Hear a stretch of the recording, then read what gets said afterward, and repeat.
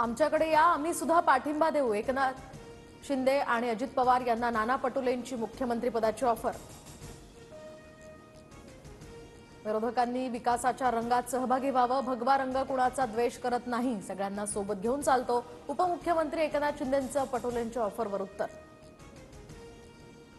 देशात सर्वधर्म समभाव कुठे? होळीला मशिदी झाकून ठेवण्याची ही वेळ, तर हा संकुचितपणा देशाला धर्माला परवडणारा नाही, राऊतांची टीका।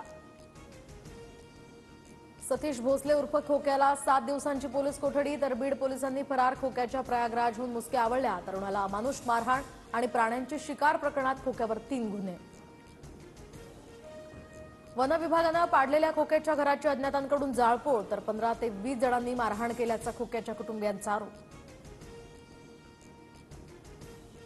अतिक्रमणामुळे खोक्याच्या घरावर वन विभागाचा बुलडोजर, अनधिकृत घर बांधल्यामुळे कारवाई। शिरूर कासारपासून काही अंतरावरच खोक्याचं घर। यापूर्वी घराच्या झाडाझडतीत वाळलेल्या प्राण्यांचं मांस आणि कातडे जप्त। खोक्या भोसलेचं घर तोडल्याप्रकरणी अंजली दमानिया व्यथित, तर सतीश भोसले गुन्हेगारच, मात्र त्याच्या कुटुंबियांचा यात काय दोष? कराड, चाटे, सुदर्शन गुलेच्या घरावर बुलडोजर का चालवले नाहीत? दमानियांचा संताप।